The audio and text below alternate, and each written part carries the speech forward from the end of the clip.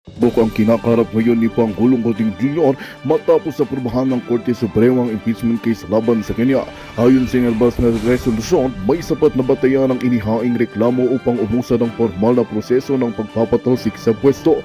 Dahil dito, kapansin-pansin mano ang pagkakataranta at mabilis na pagkilos ng kampo ng Pangulo upang tugunan ng isyu.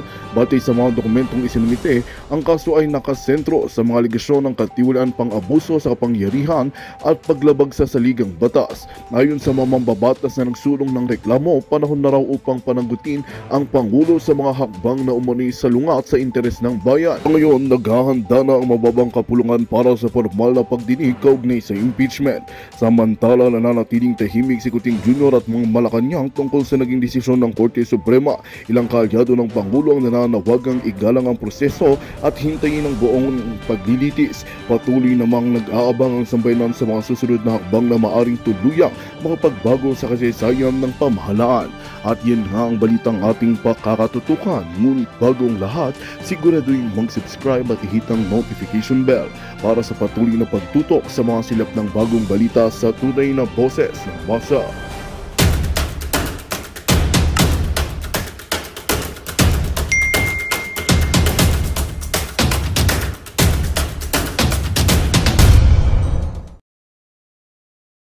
That win, sayang naman, di na natin maririnig yung mga statement niya against kay Sara, like hindi makatao, hindi makapilipino. Magjeta ka na yan, madam. Yan ang nararapat sa iyo, Pami Zamora. Ha? At ito na ho mga kababayan, rekta ho tayo dito sa mga napansing mga anomalya ng ating mga kababayan kaugnay dyan sa nangyaring botohan. At dito sa video na to, ipapaliwanag ho nitong si George Garcia, nagkakandaw-utol pa ho siya sa pagpapaliwanag kung bakit biglang bumagsak ang boto nitong si Senator Christopher Bongo from 26,000 to 26 million to 21 million. Marami-rami hong dapat ipaliwanag itong mama na to. Ay, ito si Larry Gadon. Ano ba nangyari dito kay Larry Gadon? Ito na ho yung sinasabi natin di ba?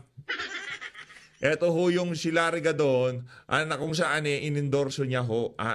Dito pa lang, ramdam na ho natin na merong mangyayaring hocus-pocus. Merong mangyayaring hocus-pocus. Mamaya dito kasi yang si Larga doon galit na galit sa mga pinklawan, sa mga dilawan niya. All of a sudden, bigla ho niyang inendorso bilang fiscalizer daw diyan sa Senado, yang si Bam Aquino at Kiko Pangilinan.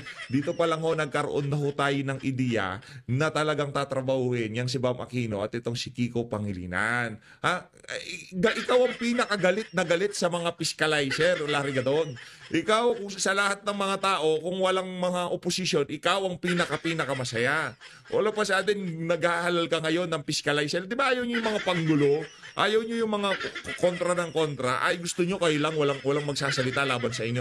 Kung naghahanap kayo ng matinding fiscalizer, nandito yung mga DDS, nandiyo si Vice President Sara Duterte. Pero hindi. Mind conditioning na ho itong mga kababayan. Last 2 minutes, linaglag ng alyansa yung kanyang mga kandidato. Kasi nga naman, pagka nanalong straight yun, masyadong magiging obvious ang dayaan. Kaya kailangan paangatin itong si Bam Aquino at Kiko Pangilinan, ipalit dito kay Tolentino at dito kay Bong Revilla at dito kay Benhur Abalos. Pero magkagayon pa man, alam ho yan ng ating mga kababayan. Hindi ho yan maitatago nitong si George Garcia na nagkaroon ng napakaraming kabalbalan, kapalpakan dito sa 2025 midterm election. Hindi nyo pwedeng sabihin na generally successful, walang naging aberya, talagang nabilang ng boto nabilang ng tama ang mga boto. Hindi ho nabilang ng tama ang mga boto. Ito ho ang ating diyan, ika nga. Ito ang ating masasabi diyan sa mga hanas na yan, itong si itong si Chairman George Garcia. Ito mga kababayan, halimbawa dito ho muna tayo, ito ho ang latest na bilang itong si Senator Christopher Bongo. Kagabi, nakita niyo ho mga kababayan, nasa 21 na 21 na 26 million na. Tapos bigla akong bumagsak ng 21. Dito ho yung pinakamatinding pukpukan ngayon Dito sa number Senator Amy Marcos. At itong si Bong Revilla, ha. Kagabi ko kasi sinisilip natin to, siguro mga bandang alas 3, alas 4 na ng madaling araw. Sinisilip po natin ito, itong si Lito Lapid, siya ho ang pang number 12. At itong si Amy Marcos pang number 11. Iniisip natin ako nasa safe zone na itong si Amy Marcos. Kasi ito yung pinakatatlo, itong 11, 12, 13. Ito talaga yung mga nagpupukpukan eh. Itong si Bentulpo Bitag. Naku, sumama pa itong si Bentulpo Bitag. Pero ito 300,000 na to kay Nancy Binay. Nancy Binay, magpahinga ka na ha. Hindi nabilib ang ating mga kababayan doon sa pagiging aso mo dyan sa alyansa. Itong tatlo ho na to, kaya Amy Marcos, Bong Revilla, malalapit lang ho yung mga agwat nila, no? Malalapit lang ho yung agwat nila. Ngayon ang hindi pa ho pumasok, nasa 80% pa lang ho yung pumasok na election return. Siguro yung iba sa Mindanao, yung mga hindi pa na-delay yung kahapon yung botohan. Pero kahit na-delay, di pa ba tapos ngayong mga panahon na to? O yung iba ngayon pa lang bumuboto dahil merong nangyaring aberya. Kumbaga, nagkaroon ho ng napakaraming kaguluhan kahapon sa Mindanao. Kasi alam ho nila na talagang yung dayaan ngayon na napakatalamak. Kaya yung kaguluhan talagang yung mga pulis, mga sundalo. Nakita nyo naman sa social media kung anong nangyaring kaganapan kahapon. Ito, yan ang pinaka-latest na kaganapan. Pero sa tingin ho natin, anong ho ito? Talagang itong si Amy Marcos gustong dispatchahin. Gusto ho siyang dispatchahin at ipapalit itong si Bong Revilla. Posible, di ba? Posible kasi itong si Bitag Bentulpo hindi ho talaga ito papapasukin sa tingin natin. Pero itong si Bong Revilla, nasa ilalim ho ito kagabi. Nasa ilalim ho yung mama na yan. Nauuna ho itong si itong si Bentulpo. Nasa bandang number 14, 15 kagabi itong si Bong Revilla. Tapos bigla-bigla, nasa number 13 na ho siya ngayon. Sa tingin ho natin mga kababayan, hindi pa dapat magpakakampante itong si Senator Amy Marcos dahil gusto pa ho siyang dispatchahin. Gusto pa ho siyang dispatchahin ng kung sino man dyan sa COMELEC dahil doon sa kanyang mga previous pronouncement. O si Bong Revilla pang number 14 siya kagabi, tapos si Lito Lapid. Mahigit 1 milyon ang lamang nitong si Senator Amy Marcos. Halos ilang porsyento lang ho ang pumasok na election return, tapos bigla hong umakyat itong si Bong Revilla at bumaba naman ho itong si Senator Amy Marcos. Hindi dapat magpakakampante dito si Mangga dahil sigurado pag nagkataon, dahil sa tingin natin dito sa Senado na to, aayusin na itong eleksyon na to. Kailangan na mapag-usapan ito kasi kailangan ho nating magkaroon ng hearing, legislative hearing in aid of legislation kaugnay dito sa election na to. Marami hong dapat ipaliwanag itong si George Garcia. Yan na nga ho ba sinasabi natin? Halimbawa dito sa local, punta ho tayo let's say dito sa sa parteng Mindanao, hindi na ho talaga matatrabaho yan eh. Dito ho tayo sa mga city. Dito sa mga independent city. Halimbawa dito sa Baguio. O kay Mayor Benji Magalong, congratulations ha. Pagdating ko kasi dito, yan medyo mahirap-hirap dayain yan eh. Pwedeng dayain. Pero ang pinaka ho talaga dito,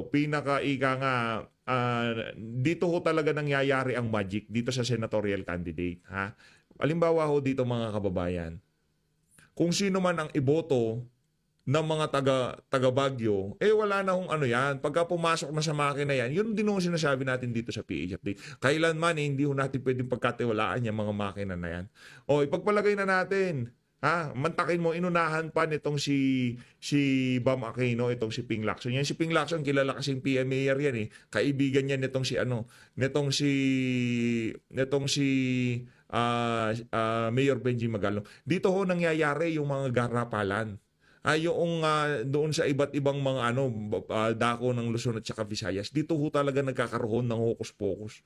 Sa tingin natin dito ho talaga nagkakaroon ng hocus-pocus. Yung mga maliliit na bilang pagka nag-ipon-ipon, talagang napakarami ho. Tayo hindi naman sa sinasabi natin yung yung kabuuan ng eleksyon talagang rigged.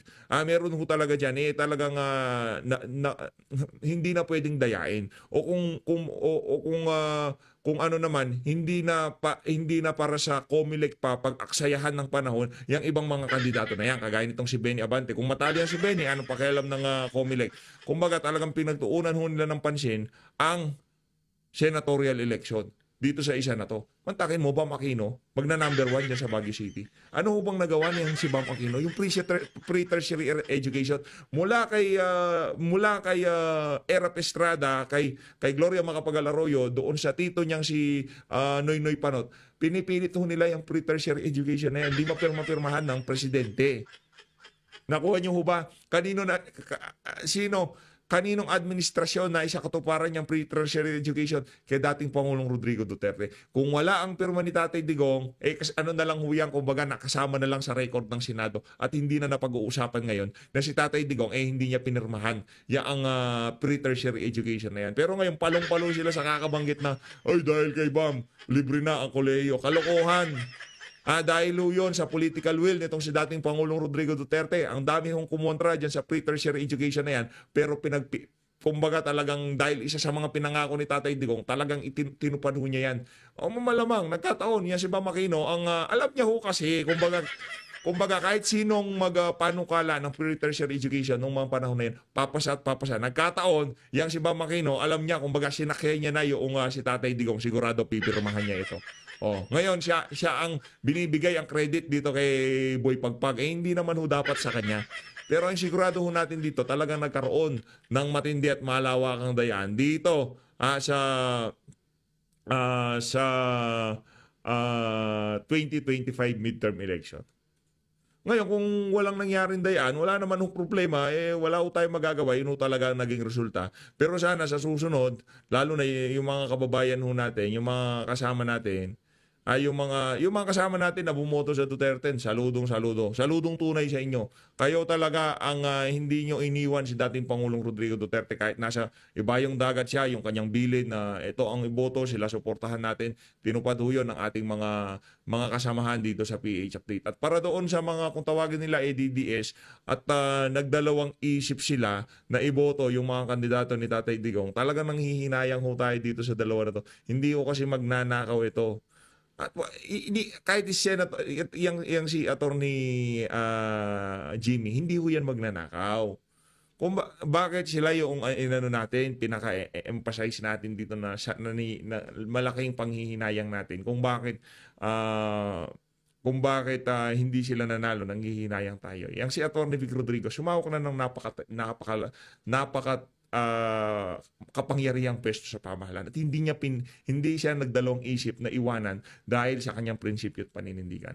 Si Pastor Kibuloy humawak na ng bilyong-bilyong pera pero hindi niya naisip na kurakutin yung pera ng kanyang kongregasyon at naniniwala tayo na ganoon din ang gagawin kung sakaling manalo siya ng pagkasenador. Eto, rekta po tayo kay George Garcia, pakinggan ho natin kung anong explanation niya doon sa mga nangyaring dagdag bawas, nadagdagan, nabawasan diyan sa bilangan na kung saan talagang nawindang ang ating mga kababayan. Itong si Senator Christopher Bongo, 26, biglang bagsak siya ng 21 million. Ito, pakinggan natin.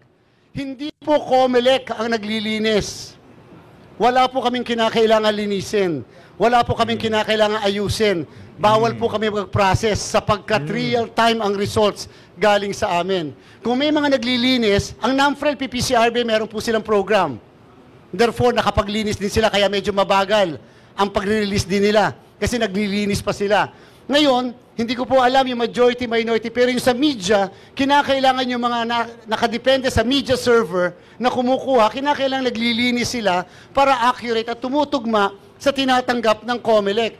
Kung ang tinanggap na namin as of kagabi, sabihin na po natin na 80,000 na presinto, sana dapat ang lahat na natatanggap din ng media coming from their servers ay 80,000 din. Hindi tayo dapat nagkakalayo. Kaya lang sumobra Sabi 5 milyon sapagkat ito ang dahilan. Sapagkat hindi nagkaroon ng sinasabing program para lang malilinis yung nadodoble as a result of processing. So yung po yung Teka nga. Meron lang ho tayong gustong silipin dito. Teka lang ho. Sandali lang ho ha. Sandali lang ho. Meron lang ho tayong gustong silipin na mabilisan. Dito sa senatorial, tingnan ho natin itong si Luke Espiritu, Kirobin, Casino, Teddy, itong si Atty. Vic Rodriguez. Hindi, nasa local tayo. Punta tayo dito sa national. Aimee Marcos, Salvador Philip, Revilla Will, Tolentino, France. Yan! Oy, Tolentino, yan ang nga ba sinasabi natin? Tolentino! Oh, sige. Akala mo yung naratibong China, ipapanalo ka niyan. Doc Mata, Luke Espiritu, si Pastor Kibuloy, naka 4 million vote. 4 million. Sino pa ba nasa baba dito?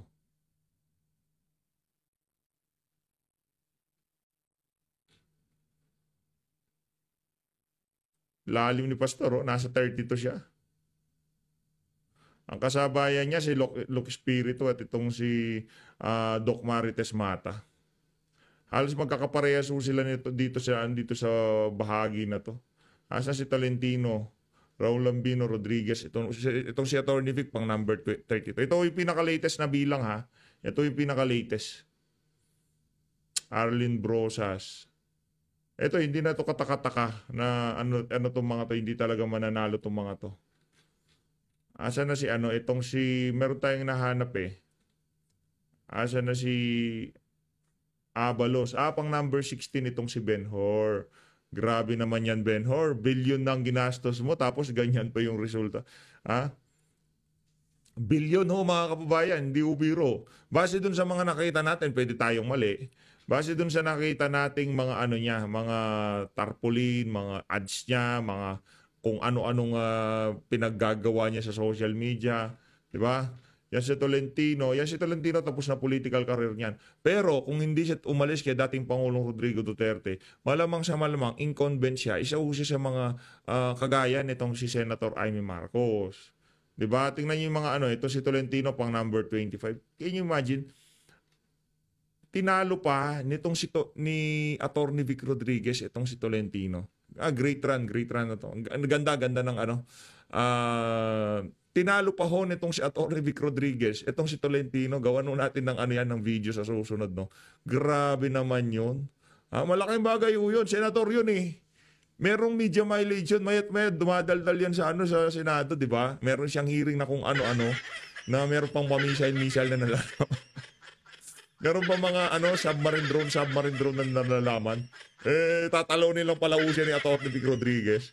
Tuloy mo na, George. Nauutal-utal ka pa dyan.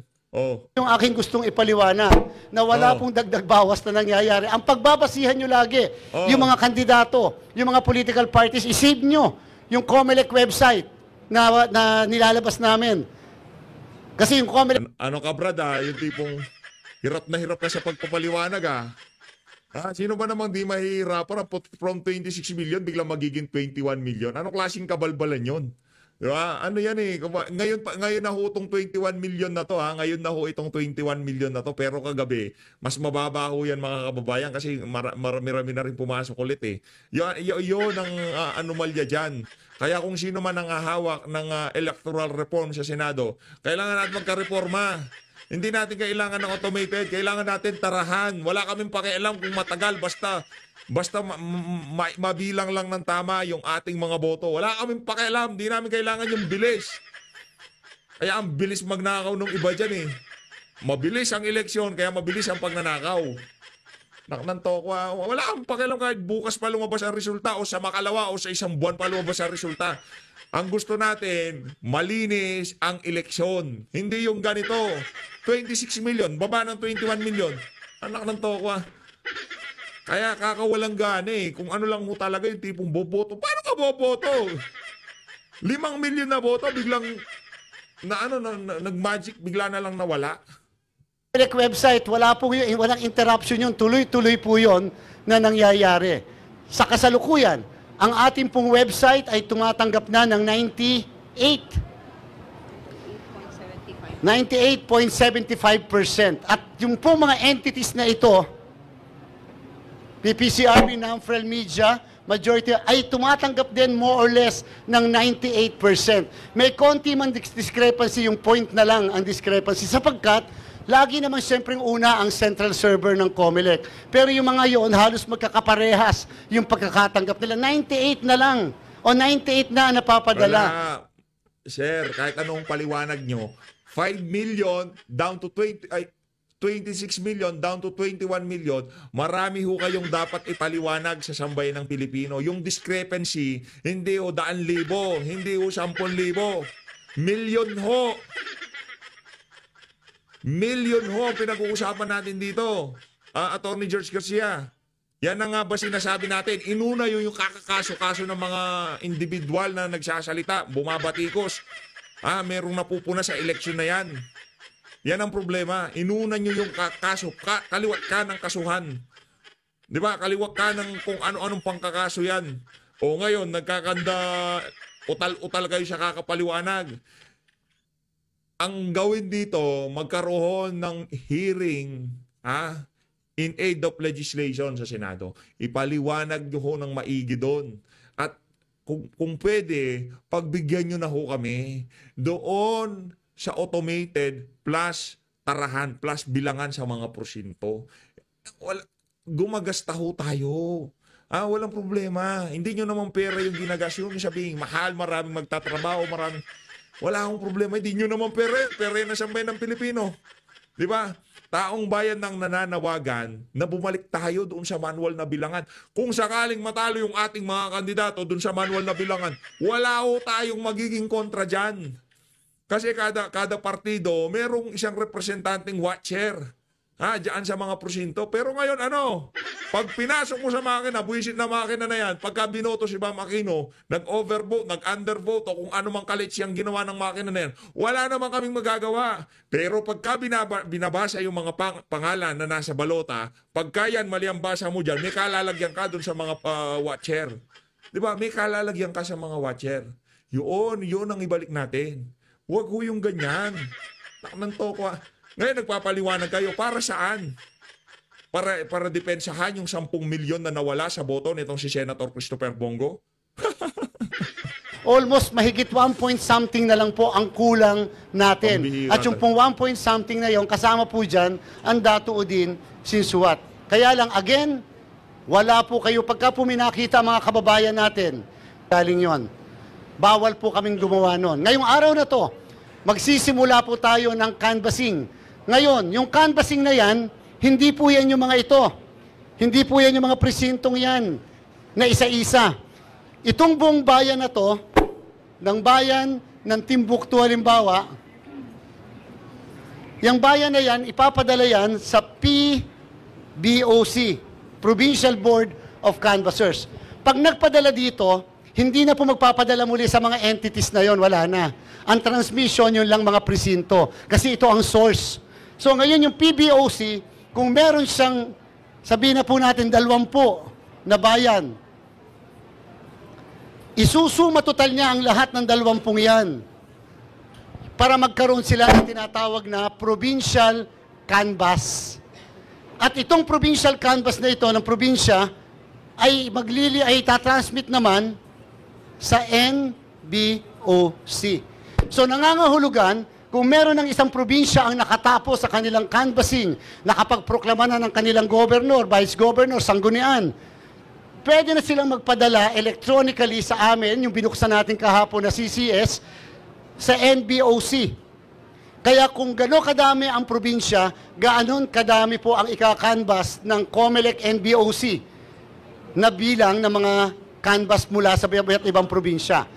At ang bawat post sa abroad ay kanya-kanya rin napadala dito. Kung 93 yung post, 93 din ang ipapadala na ganyan kadami. Yung pong highly urbanized city, kanya-kanyang padala rin po yan dito sa Comelec. So ibig sabihin, yung po ang matatanggap namin, hindi yung individual na presinto. Eh bakit kayo, Chairman, merong ganon?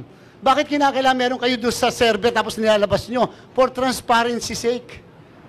Para kayo mismo, gusto nyong malaman, sige nga, tama ba yung naipadala sa COMELEC, sa server, na election returns? Nakakuha kami, nakakapicture pa. Ito ang botong nakuha namin, tama ba yung pinadala? I-click nyo lang. Sa website ng COMELEC, yung mismong bayan, yung mismong presinto, tingnan nyo, tumutugma ba yung nakuha yung picture na nakapaskil sa labas ng presinto doon sa naipadala ng COMELEC.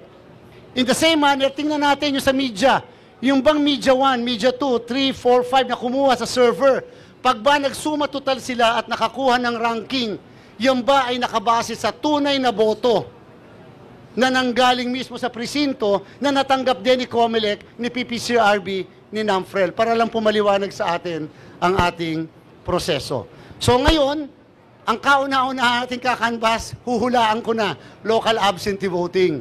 Sapagkat kagabi pa lang, tapos na ang local absentee voting sa kanilang canvas. Kung sino nanalo, mamaya natin malalaman kung sino nanalo sa boto ng 51,000 na mga bumoto kasama ang miyembro ng media, 800 lahat kayo na nakaboto sa local absentee voting. So yan po yung ibig natin sabihin. So may posibilidad po ngayon na hindi tayo magtatagal. Baka po konti o ilan lang ang ating makakanvas kasi yung palang ang dumarating sa kanila. Pag po nagkaganyan, wag po nyo ika-surprise kung bigla tayo magsususpend muli. O pwede tayo mag-resume, halimbawa mamayang hapon, pag may natanggap na muli tayo na result mula sa ibang PBOC, sa ibang post, o kaya sa city BOC. So yun po yung aking paliwanag lang. Para po naunawaan lang natin. Wala pong dagdag bawas, wala pong shading, wala po. It's just a matter of nag-correct sila. Kung sino man yung nag-correct, kinakailangan mag-adjust at mag-correct. Yan. Dahil nga Sige. po, sa nadoble yung mga boto dahil pinaprocess. Pag po pala pinaprocess, meron sila dyan sa IT. Pag pinaprocess, nagaganon. Kaya kinakailangan meron kang program para lang linisin at hindi madoble. May dalawang istasyon. Paano madadoble? 2 beses ba sinend ng mga ng mga makina? Di ba? Pagkakaintindi ko natin dyan dati doon sa Smartmatic. Iba na to. Merong di ba, mula sa presinto, pupunta yan doon sa, kunyari, sa munisipyo. From munisipyo, doon palang tatakbo papunta sa mismong server, kung saan server man yan. Hindi naman direkta yan. Meron munang imbakan ng mga datos. Tapos, pag na-imbak na lahat doon, merong tatakbuhang ibang mga server. Doon sa Smartmatic yan. Ngayon, ang pinagtataka natin dito sa sinasabi nitong si George Garcia na to, ano yung pagdodoble? Yung mga server tatanggap ng 2 beses ng resulta ng mga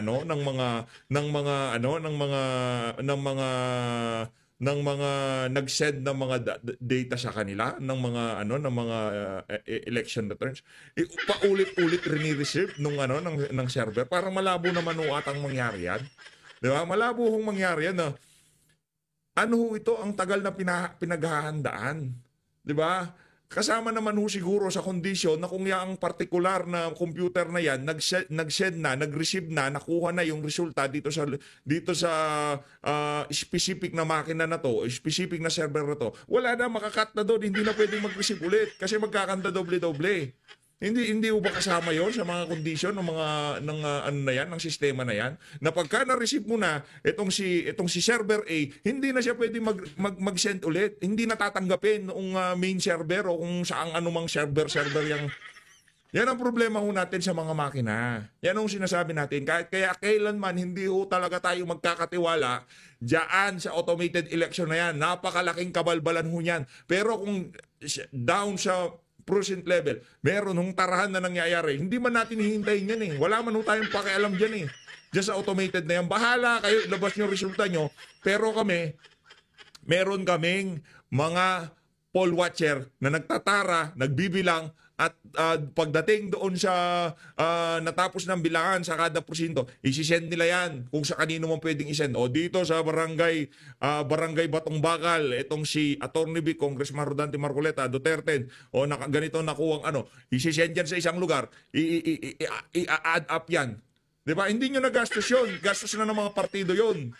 Ha? Di ba? Hindi na nila gastos yun. O, gusto nyo mabilis, mabilis ang mangyayaring dayan. Gusto nyo mabilis ang mangyayaring korupsyon dito sa mga nanalo na to. Maliban na lamang dito kay Senator Bato, Senator Christopher Bongo, Congressman Rodante Marcoleta, at siguro medyo itong si Camille Villar. Yan si Amy, hindi pa rin ho. Bahala kayo dyan. Basta ako, kahit ano man ang maging kapalaran yan sa eleksyon na to, ano magagawa natin, di ba? Ano kayo, mangga ka kasi. Nagpa-process. And therefore, yung dalawang istasyon ay hindi ganun kabilis, pero accurate, tama. Tumutugma siya sa COMELEC transmission. So yun po. Baka may question muna tayo. Yung 19, baka pwede ko nang sabihin na lang mamaya, kasi meron pa kaming maihahabol ngayong araw na ito na suspension ng proclamation.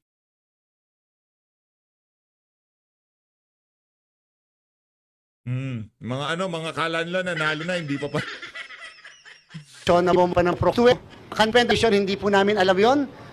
Basta po naipadala namin kagabi yung mga order suspending their proclamations. Okay, we go to questioning. First question, Maricel Halili, TV5. Sa ilalim po. Good morning, Chair. Chair, may we have an update about dun sa 15 presinto o 12 na lang yata ngayon na kinailangan na mag-reprint ng ballots? Salamat po, Mama Se. Dumating na po yung mga balota kanina. Kasi po, yung first flight, yung po lahat ang in-avail namin. Hindi na po namin in-avail yung pong military plane na ino-offer sa atin. Nag-commercial na lang po. Kasi po, mas madali po yun eh. Pag military plane kasi, pupunta muna sa isang lugar na to, maghihintay doon, baka magbababa pa ng mga ibang gamit o ibang mga tao, tapos saka pupunta madidelay. Samantalang yung first flight na commercial, yung po yung in-avail. Kanina, yung pong iba naman, sa 12, kagabi, ay naibiyahe na hinabol doon sa flight po kagabi. Sir, may we know kung ano-anong mga areas tong 12? Sandali po ha.